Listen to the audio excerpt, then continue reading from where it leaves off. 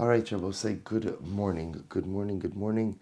Well, let us begin. It's beautiful to see everyone on. Thank you to Jeremy for allowing me to see more people on the screen.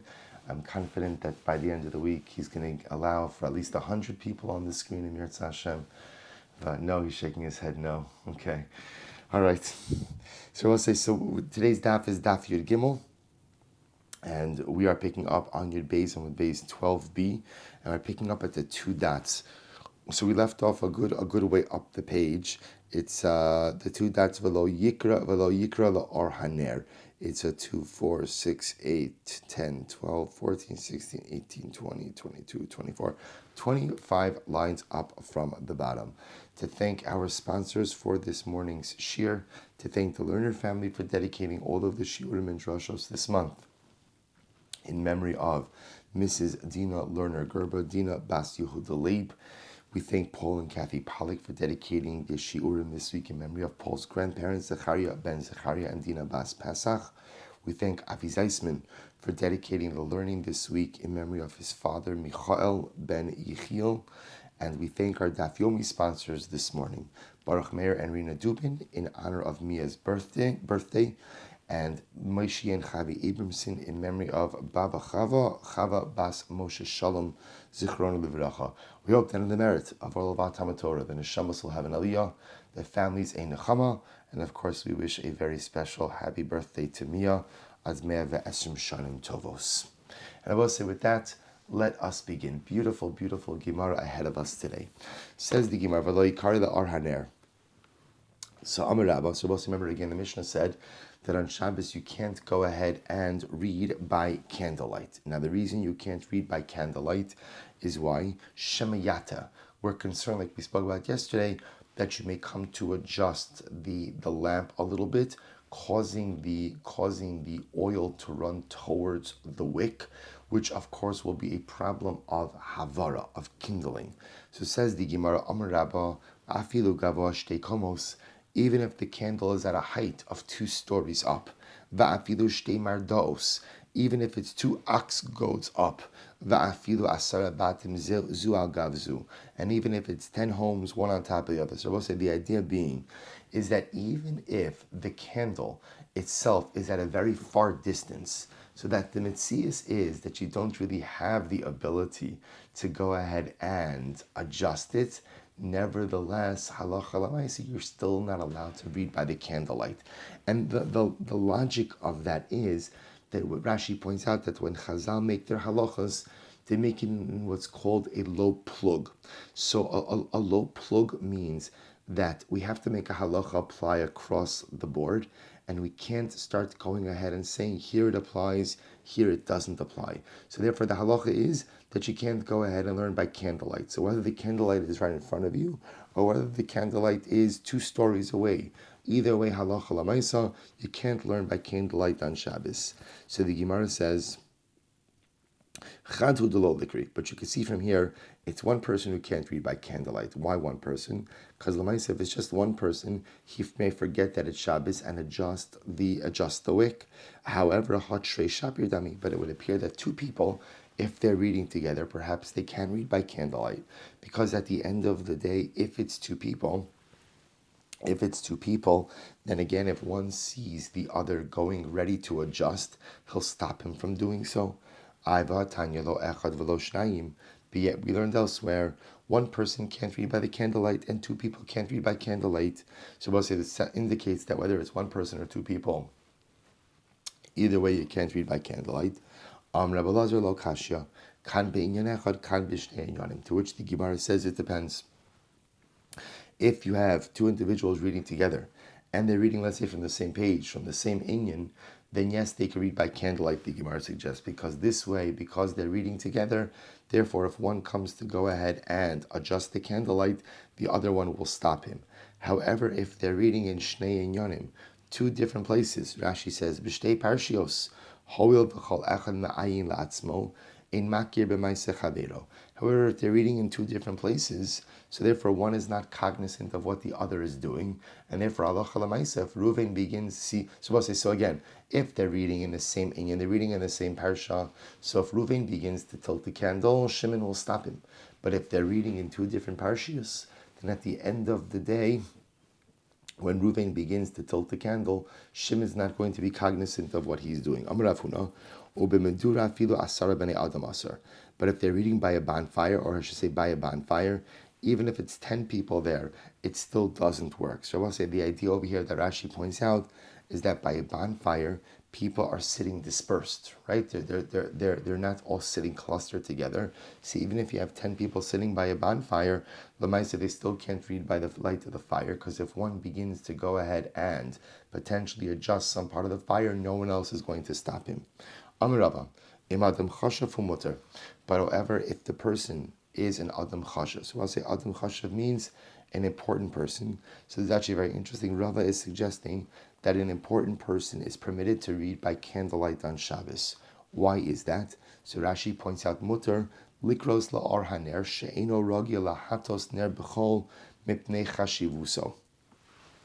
So Rashi points out over here that halacha l'maisa, an adam chashuv, important person, doesn't normally go ahead and adjust his own lamp, his own candle.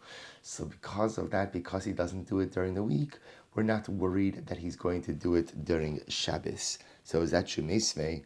Lo yikar the arhaner shamayate.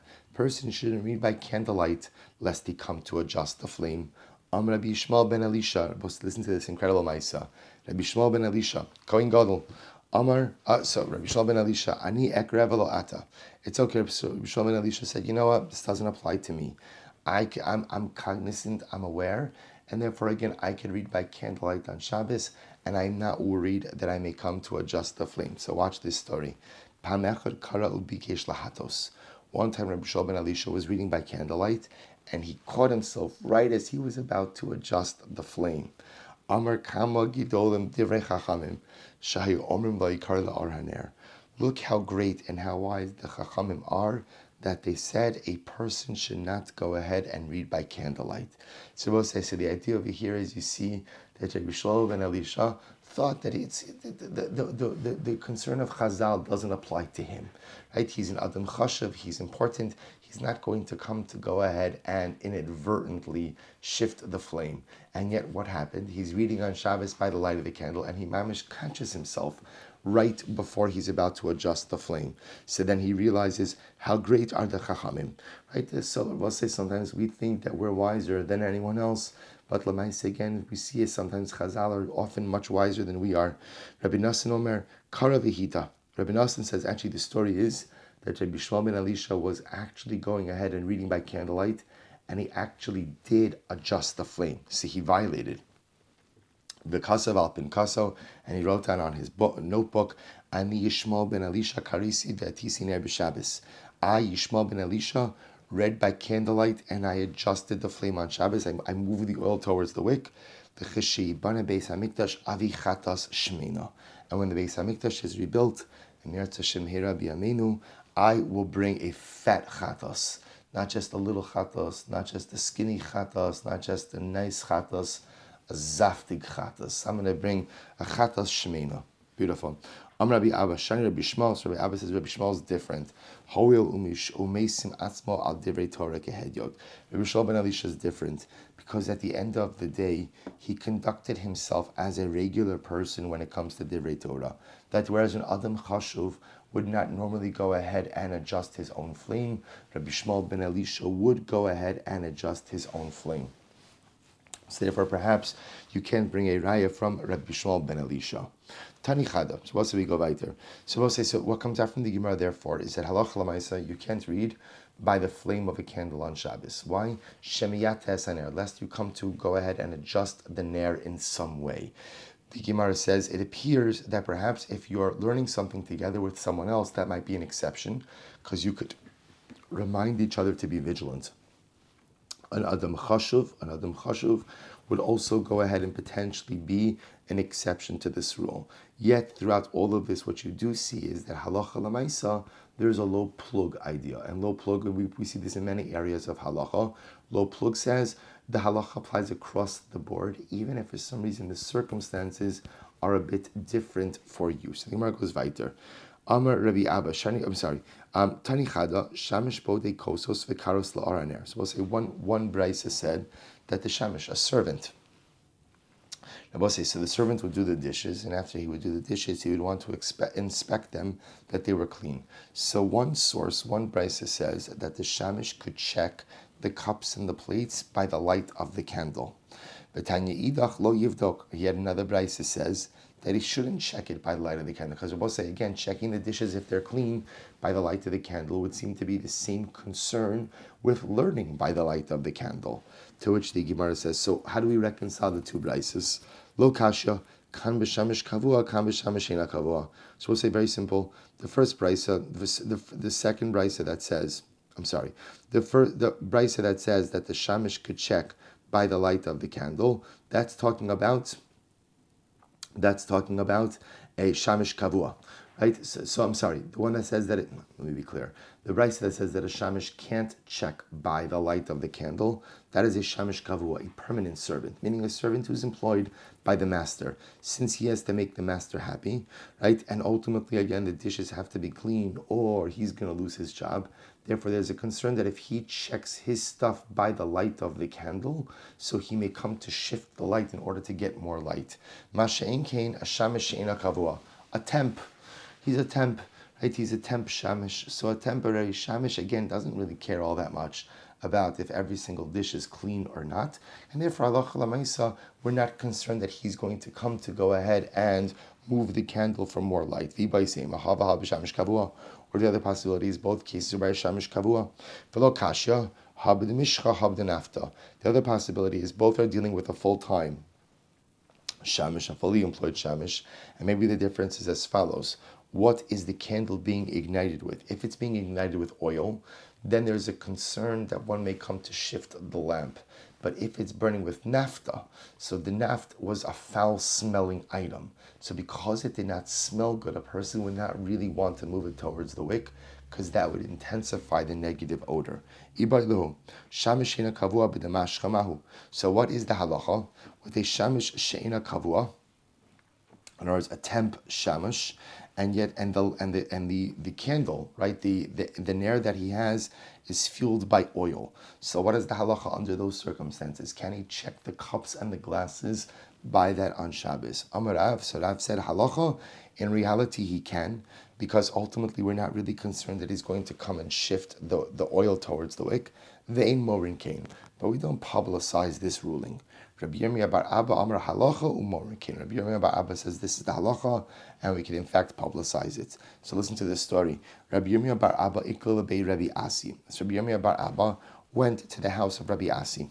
Kam Sham'ei, so Rabbi Yirmiyah bar Abba brought his own servant, and his servant got up, badik linura deshraga, checked, the cups and the glasses by candlelight.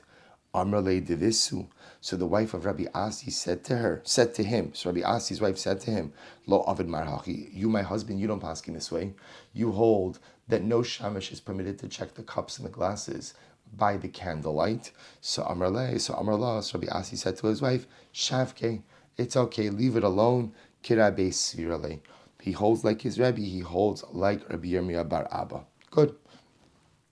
Be'emes amru ha-chazan. Supposed to remember again. So the Mishnah said that the chazan, right? The chazan is permitted to go ahead and the lashon. I'm trying to just find the lashon of the Mishnah.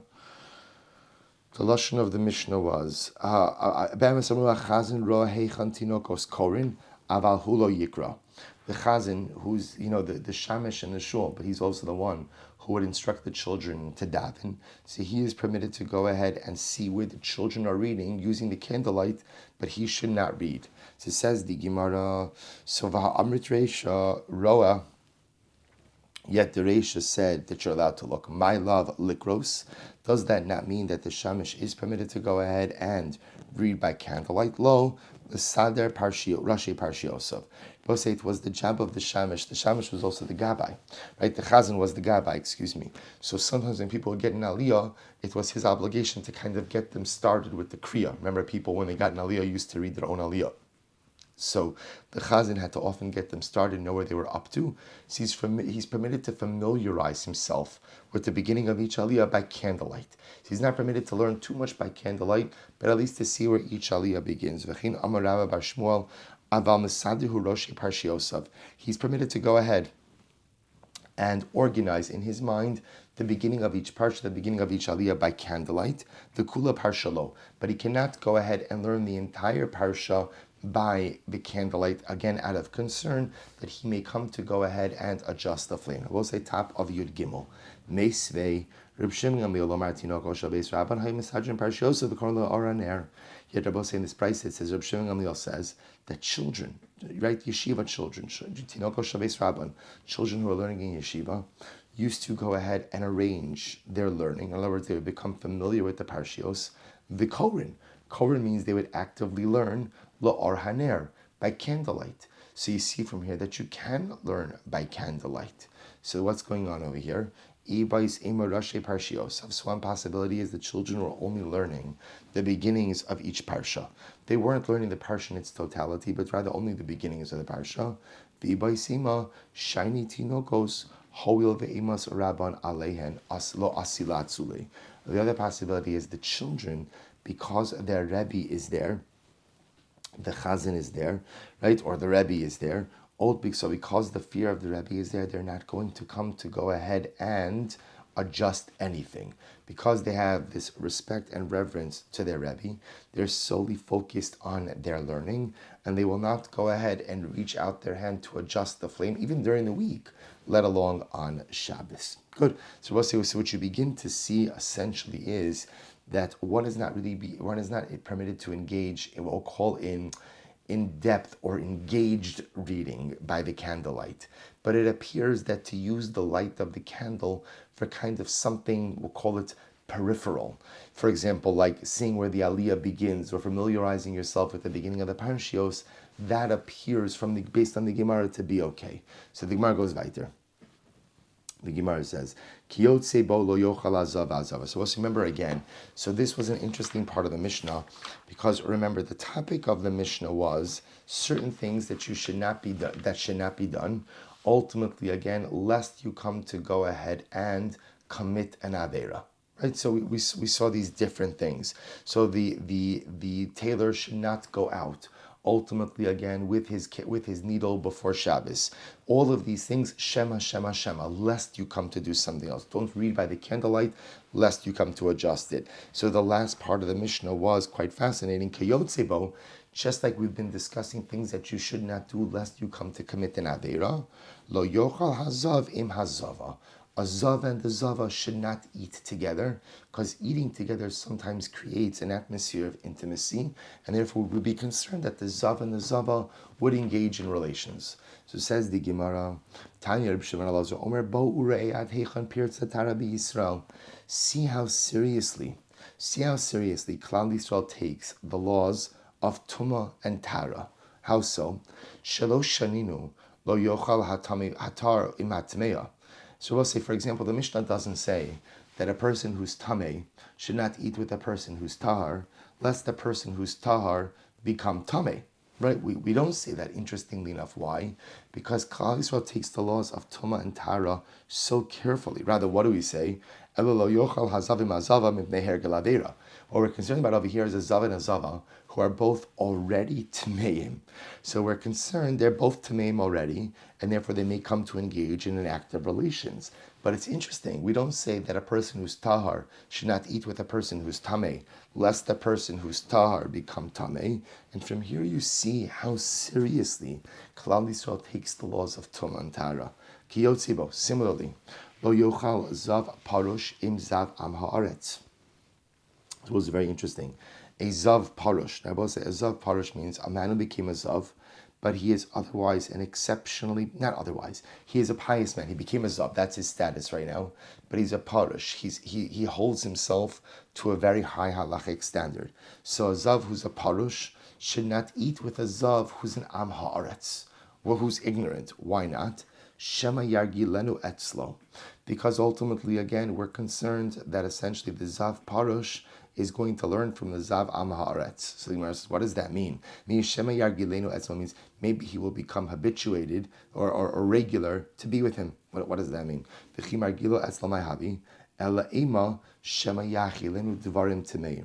So Rabbi said, what we're concerned about is a Zav Parush, a pious Zav, should not eat with an ignorant Zav, lest the ignorant Zav cause the pious Zav to eat things that are Tameh. Says the Gemara, there's only one problem with that. Atu Zav Parush lav Devarim Tameim Achil. We'll say a Zav Parush, whatever he eats becomes Tameh. Right? Whatever he touches, whatever foodstuffs he touches becomes Tameh. So what are you talking about? That he may come to eat something Tameh if he goes ahead and sits with the Zav Parush, if he sits with the Zav Am Haaretz. So the Gemara says, what's the concern? The concern is that the Zav Am Haaretz may come to give the Zav Parush items which are not tithed, untithed food items. That's the problem. The Rava says, but one second, Rav Am Haaretz ma'asrin hein. But even Rava said that the majority, even of ignorant people, are vigilant with tithes. Ella Shema Yehe Ragil Etzlo V'yochilenu Devarim Tameim B'mei Taraso. Rather, says the Gemara, what's the concern? The concern is that if the Zav Parush becomes habituated or becomes regular in eating with the Zav Am Haaretz, maybe once they both leave their Zivos status, the Parush will still end up eating with the Am Haaretz, and that's not something we want on a variety of levels. So Yibayiluhu. So Rabbi said, now this is very interesting. So now what you begin to see over here is that Chazal instituted certain things in order to keep people separate, in order to go ahead and make sure that people don't end up engaging in Ma'aseh. So the husband and wife, who's a Zava and the Zava, should not go ahead and eat together, lest they come to engage in forbidden relations. The Zav Parush, right, the pious Zav, should not eat with the Zav Am Haaretz, the ignorant Zav, lest ultimately, again, this translate into some prohibition as well. So Rabbi now the Gemara takes this topic and goes in a dramatically different direction. Ibaylahu. Nida. Mahu shetishan im bailehi bebigda v'hu bebigda. We'll say, what is the halacha if when a woman is a nida? Is she permitted to sleep with her husband? Now, sleep with her husband, I'm not saying that as like a metaphor for relations. We're literally asking, sleep with her husband. Sleep in the same bed with her husband, as long and she'll be clothed and he'll be clothed. Right? What's the halacha in a situation like that? The assumption the Gemara is making is that if they're both clothed, they're not going to have relations. So Rav Yosef, Tashma. So I'll say, so also, by the way, the important context of this, which the Gemara will go ahead and talk about in just a moment, is it appears that the derech was that normally a husband and a wife would sleep unclothed together. So if that's the normal derech, that a husband and wife would sleep unclothed together, if now she's going to wear, she's going to wear clothing, he's going to wear clothing, is that enough to allow them to sleep together in the same bed when she's in nida? So Rabbi Yosef Tashma, Ha'of Olam Agavina La Shulchan Ve'onecha. What's a very interesting halacha? The Braisa says you could put chicken and cheese on the same table together, ve'onecha, but of course they may not be consumed together. Right? So remember again, Me'ikar Adin, the halachos of Basar B'chalav only applies to meat and to milk. Chicken, technically speaking, is a dirabanan. It's a dirabanan, right? So if you were to cook chicken and milk together, that would that would be an isur dirabanan, a rabbinic prohibition, not a biblical one. So now the Gemara is saying because it's a rabbinic prohibition, therefore halacha l'maisa. The Gemara said not halacha l'maisa. Let me be clear. Rav Yosef says, according to the Brisa over here, according to Divrei Beis Shammai, that you could put chicken and milk together on the same table. Since chicken and milk, eating it together is not da'araisa, therefore you can put them on the same table together. Beis Hillel omer lo ola v'lo nechal. Beis Hillel says you can't eat them together and you can't even put them on the same table together. So we'll say, what do you see from here? You see from here that even when it comes to rabbinic prohibitions, see, we'll say the assumption over here is as follows. The Gemara is discussing the idea that halacha l'maisa. So let's assume for a moment that when a woman is a nida, so what's asr ultimately is going to be bia. Everything else is going to be prohibited, lest it lead to relations. So the shaila over here now is if she's going to wear her clothing, he's going to wear his clothing, are they permitted to sleep in the same bed? So the Gemara wants to bring a raya over here that you see that Beis Hillel says that even something that is rabbinically prohibited, like chicken and milk, you can't even put it on the same table together. So if you can't put chicken and milk on the same table together, so certainly a woman, when she's a nida, cannot sleep in the same bed with her clothing. So the Gemara says, Hachanami mistabra, this would appear to be, Shiny Hasam, the Gemara says the cases are really different. Why? The lekadeus. Because I will say, in the case of the chicken and milk, it's one person. When it's one person, that's where there's a concern. So if I have chicken and milk together on the table, the Beis Hillel is concerned, I may forget and come to eat them together. And it's just me. And because it's just me, there's no one to remind me if I'm doing something wrong. Masha'inkin, if it's a husband and a wife, so it's two people together. If they're both in their clothing, even if one of them gets ready to go ahead and perform an act of intimacy, the other one will remind them that this is prohibited during this time. Hachanami mistabra. So also you see from here that anytime you have more than one person, perhaps again those two individuals remind each other not to commit an avera. After all, Diktani Seifa, Rabbi Shmuel Silber Omer, Shnei Achsanaim Ochlan al Shulchan Echad. Two people, Shnei Achsanaim literally means two guests, which means two people are together in a particular place. Ochlan al Shulchan Echad. They could eat together on one table. Ze ochel basar, ze ochel gvina. Ve'in choshishin. And one is permitted to eat meat, and one is permitted to eat cheese, and there's no concern that they're going to come to eat of each other's food. So you see from here, so Rabbi say this is two people eating at the same table, one eating basar, one eating chalav, and we see that we're not concerned ultimately that they're going to share in each other's food. Why is that? Because if Reuven begins to reach over for Shimon's cheese, and Shimon begins to reach over for Reuven's meat, they're going to remind each other, hey, you're milchiks, you're fleishiks, you can't do that. So you see from here that when you have two people, that obviates the concern that will come to engage in a Maisa Avera. So using that logic, if the husband and wife are both sleeping in their clothing, they should be able to sleep together, even when she's in Ida. To which the Gemara says, 1 second, Vlad Itmar love, did we not say about that? Amar Rav Chanan bar Ami, Amar Rav Shmuel lo shanu elashi makirin ze'ezeh. Ava makirin ze'ezeh asurin. But there was a very important qualifier. When could Reuven and Shimon eat meat and cheese at the same table? Only if they don't know each other. But if they know each other, then what? Then there is a concern of what? That they may come to go ahead and share food with one another. So in fact, that would be problematic. So you see from here that the only time that two people really prevent each other from performing an Aveira is when there's a certain amount of distance from them, or between them. But if there's no distance between them, then in fact there will be a significant concern that halacha l'maisa, they may come to commit an Aveira. So using that logic, even though husband and wife are two people, there's Deos, but at the end of the day, halacha l'maisa should still be asar. Here in the case of the husband and wife, they know each other. So we see once there's a familiarity, there's still a concern of commission of an Aveira. To which the Gemara says, here's the difference. But in the case of the meat and the cheese at the same table, as much as there's two people, there's no shinui. There's nothing to remind them that they should not partake of each other's food. Both in the case of the woman who's in nida, there's both deos, which means there's two people involved, which is a helpful way to prevent aveira, and there's a shinui. What's the shinui? So the shinui is that they're both wearing clothing. So the Gemara says, Iked da Amri Tashma, Rabbi Shmuel Omer, Shnei Achsanaim, Ochlan al Shulchan Echad, Ze Basar v'Ze Gvina.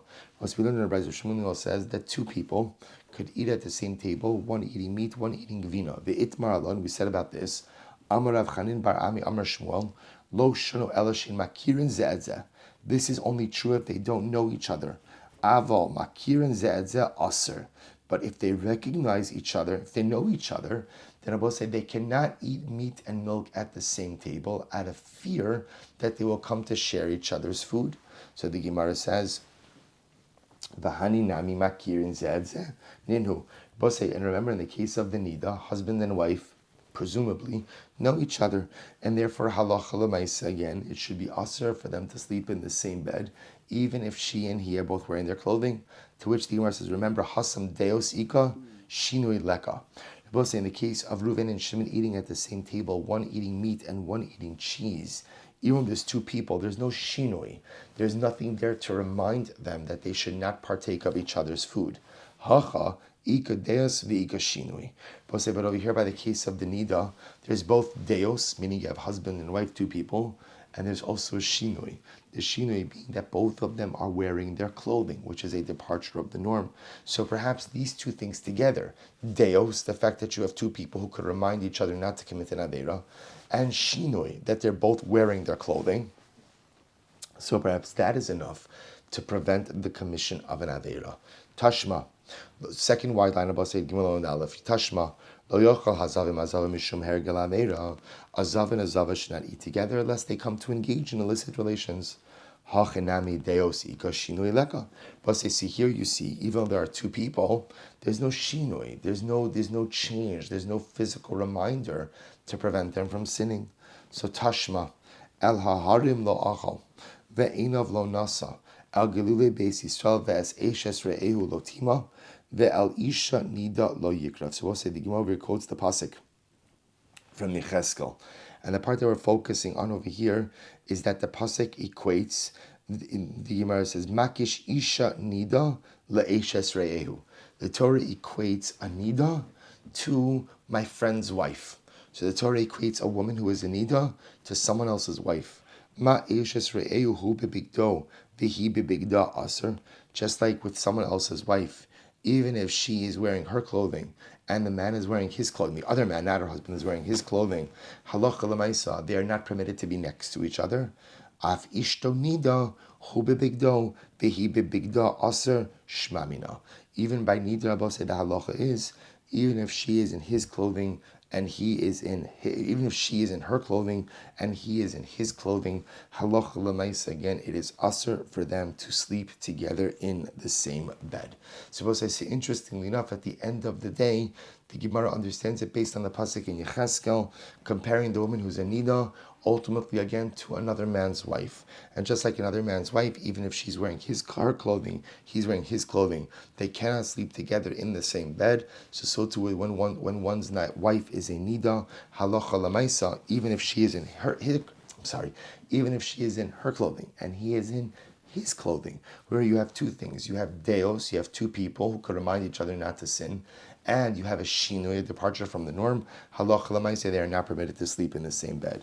Upligi de Rabbi Pedas, and Rabbi say this argues on Rabbi Pedas. Rabbi Pedas, lo asra Torah ela korva shel gilui aras bilvad. Rabbi Pedas is of the opinion that in general in Hilchos Nida, the only isser is actual relations. So the Gemara says, Shene Emar ish el kol she'er bisaro lo sikravu legalos erva. Ultimately, again, every person, when it comes close to his relatives, lo sikravu legalos erva, should not come close to uncover nakedness. So we'll say, if you look at Rashi, he says, Gilei arayos tashmish mamish. Usha'ar karva afilu kirov basar medirabanan he bebigda afilu medirabanan lakala migdar. So say, interestingly enough, Rabbi Pedas would hold that the only real prohibition ultimately again is actual bia, actual relations, and therefore Rabbi Pedas would actually hold that when a woman is in nida, if she's in her clothing and the husband is in his clothing, they would be permitted to sleep in the same bed. So we know that halacha l'maisa, we reject this particular position and adopt the first drasha, that even if the wife is fully clothed and the husband is fully clothed, halacha l'maisa, the comparison between ishes, isha, nida, teaches us that they are not permitted to sleep together in the same bed. So the Gemara tells an interesting story here. Ula kiavi asimi bei rav, when Ula would come back from yeshiva, he would come home to his family, he would kiss his sisters on their chest. So the Gemara says, others say on their hand. So both say the idea being over here, you'll see why the Gemara is bringing this up. Upliga didei didei. And Ula seems to contradict himself. The Amr Ula, afilu shum kurva aser.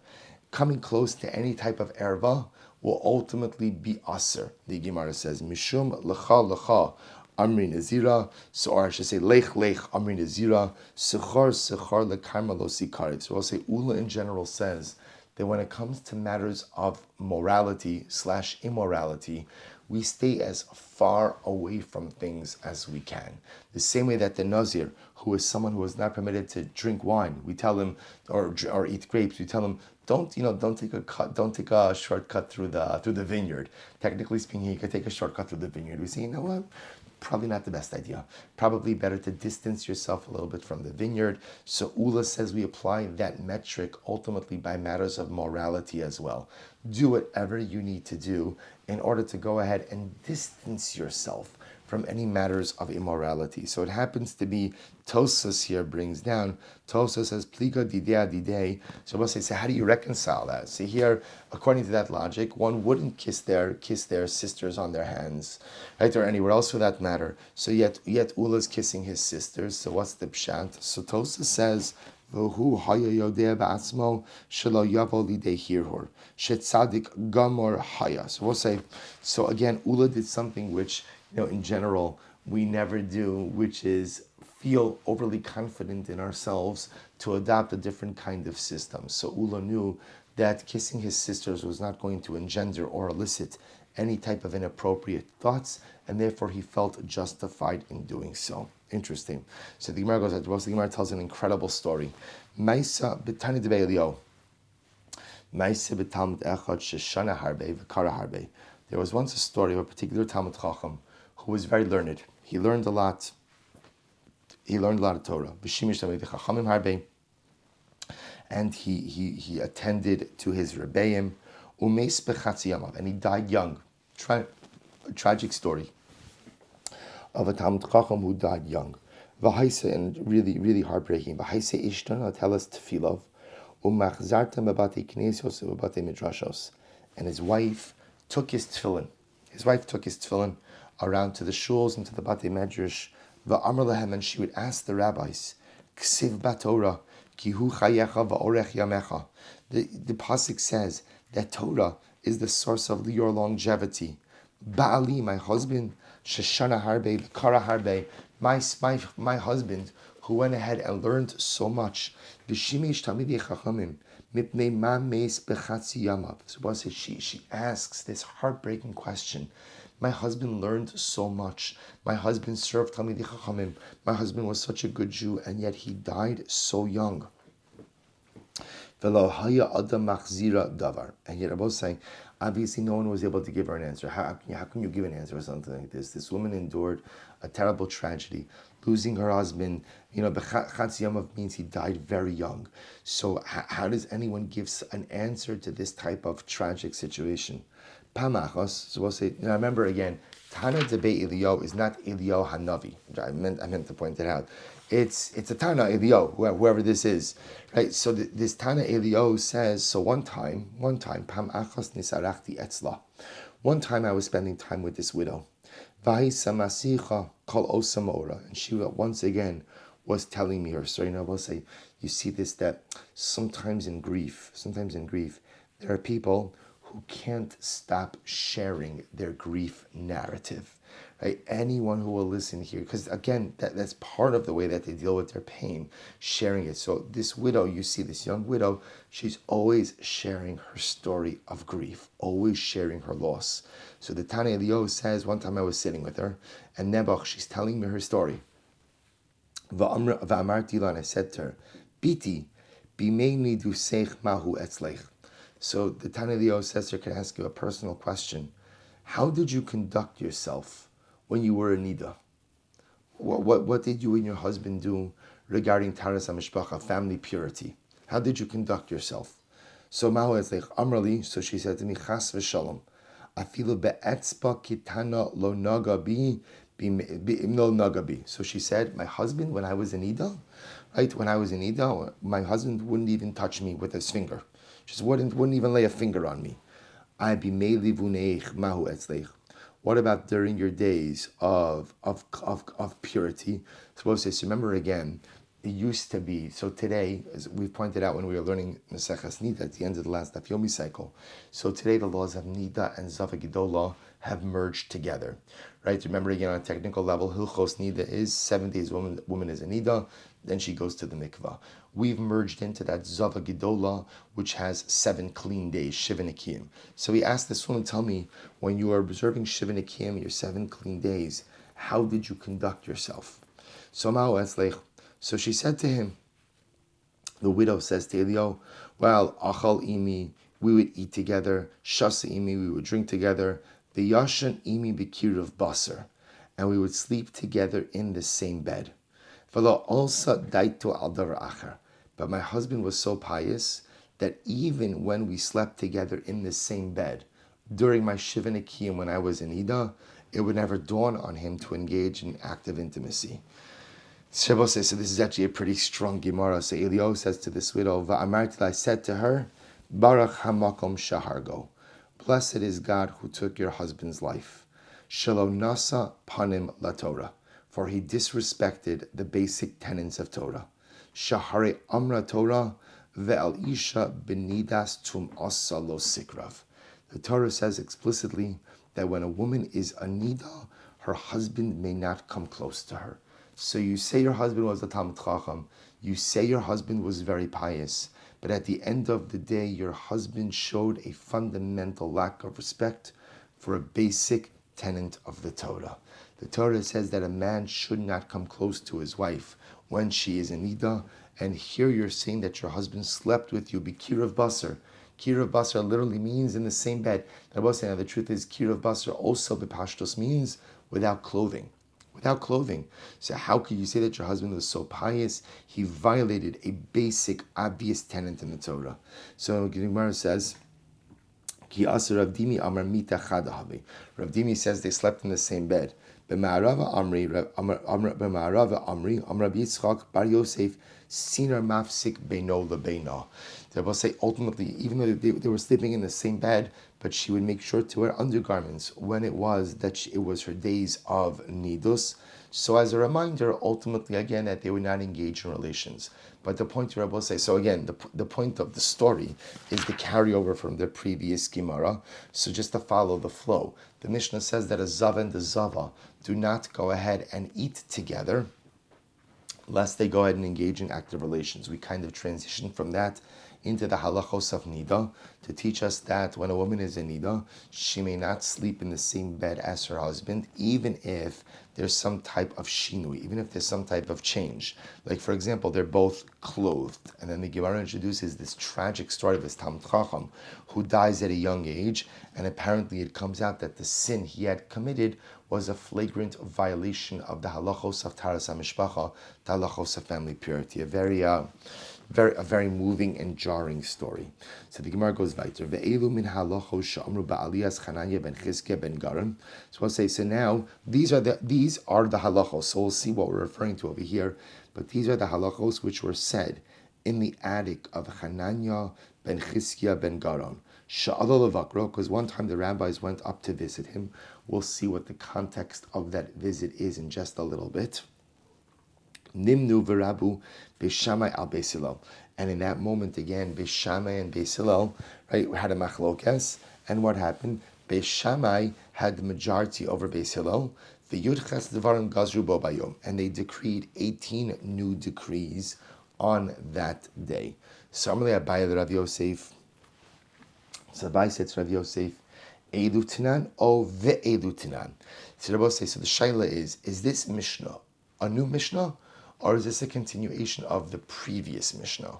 So remember again, if all and everything hinges on a vav, is it ve'elu and these are the decrees? In which case, it's telling us that which was stated in the previous Mishnah are part of the halachos that were decided in the attic of Chananya ben Chizkiah ben Garon.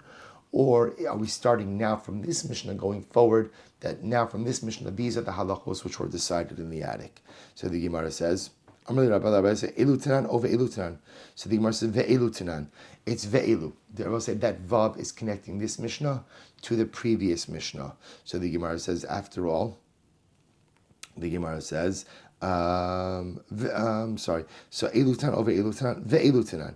Hani da Amran, O Elutanan de Ba'ina Lameimar. Come on. So are we saying that ultimately this Mishnah refers to that which was said before and includes that which was said before, only that which is going to be said right now? So Tashma, here we go. So the Gemara explains, in Poland la Arhaner, Ve'in Koran la Arhaner, Ve'elu min ha'alocho shomer ba'aliyas Chananya ben Chizkiah ben Garon shmamina ve'elu tinan shmamina. So we'll say, so the Bryce helps us out, because the way the Bryce reads is, you may not delouse by candlelight, you may not read by candlelight, and these are some of the halachos which were said in the attic of Chananya ben Chizkiah ben Garon. So we'll say, so you see therefore that the way to read the Mishnah is ve'elu, and these. Therefore, taking from some of the halachos from the end of last Mishnah and including them in the halachos as we're going to see in this Gemara, and grouping them all together. Turn Rabbanan. Let's listen to this. Let's go. Let's at least start a little bit. Mikas of Megillas Tainis. We'll say, who wrote Megillas Tainis? You'll say to yourself, what is Megillas Tainis? So take a look at Rashi. Megillas Tainis. Lefi shesha'ar kol mishnu brayso lo hayu ksuvin darsur lekasvan. Vezu nichteva lezikar ladas yamim hasurim b'tainis. So both saying, Megillas Tainis, interestingly enough, you would think is a scroll of when you should fast. But in fact, Fakert is just the opposite. Megillas Tainis is a scroll of dates in which you are not permitted to fast because of miraculous events which occurred. So who wrote down Megillas Tainis? So the Gemara says, Amru, Chananya ben Chizkiah ben Garn v'siyaito. It was Chananya ben Chizkiah and his cohort and his friends. She'mechavin esat tsaras. So I'll say, so literally it means that they loved tsaras, they loved pain. Now that's not what it means. What it means is they rejoiced in the circumstances they had, which were difficult, but yet they were delivered from them. So they were able to appreciate the beautiful miracles that HaKadosh Baruch Hu performed for them, and therefore they recorded these dates on which these particular miracles occurred. Rashi says, Mechaviv esat tzaras, shenegolen mehen v'anes chaviv alein, laskir l'shivcho shel HaKadosh Baruch Hu. The kosvin yemei hanes lasos in Yom Tov, kigon al Yom Tov. So therefore, Chananya ben Chizkiah, they recorded these dates on which they were delivered from tzaras, delivered from difficulties. Amr Shimon Gamliel, Af anu mechavin esat tzaras. Shmuel says, we also appreciate the salvation that HaKadosh Baruch Hu provides for us from our difficulties. Aval ma'nasa shimbanu lichtov eid anu maspikin. Rav Shmuel says there are so many tzaras, that if we record every single day that there was a tzara and HaKadosh Baruch Hu delivered us, every day is going to be listed in Megillas Tainis. Davar acher, ein shot nifka. The other possibility is, ein shot nifka means that Rav Shmuel was saying, literally again, a fool doesn't realize that he's being hit. Which means Rabbi will say that Halach Rav Shmuel says we suffer so much that we're almost like numb to our suffering. We don't even recognize, the suffering, the salvation. Davar achar ein basar hames margish bizem. The other possibility is that the flesh of the dead doesn't feel when it's being pierced. So in other words, we suffer so much that we're almost like dead to the suffering. We don't feel the pain. And so because we don't feel the pain, then ultimately, again, we don't rejoice in the salvation either. Ini, is that so? So we'll say, but yet is that true that the flesh of the dead feel no pain? But yet we learned that ultimately, again, that the body, the corpse does feel pain, that the worms that ultimately consume the body are as painful for the mace as the needle in the flesh of someone who's alive. Shneimar, ach b'sara alav yichav v'nafsha alav tovel. Ema ein basar hamesh shebechai margish bi'izemal. Ultimately, what it means is that when a person is alive, but they have dead flesh, that dead flesh can't feel anything. So the same way that dead flesh can't feel anything, ultimately what? So too, again, we suffer so much that we don't even, we're dead. It's like we're dead to the suffering, and therefore we're dead to the salvation. We'll stop over here for today. So we'll pick up with the rest of this Gemara tomorrow. I know we're leaving up a few lines up from the dots, but it's okay. It's a little bit of a new sugya. We'll stop here. We'll continue with Megillas Tainis, and we're going to get into the fascinating discussion about what occurred, the 18 enactments which occurred in the attic of Rabbi Hananya ben Chizkiah ben Garin. Shkach Rabosai. We'll stop here. Okay, Moshe, you'll lead us in Shachris. Moshe, you there? You'll lead us in Shachris. Oh yeah, right. It's true. It's rhetorical. It's rhetorical. It's a good point. Good. Gavi, can you text me what time Nate's is, and I'll announce it. I'll announce it to the Chevra.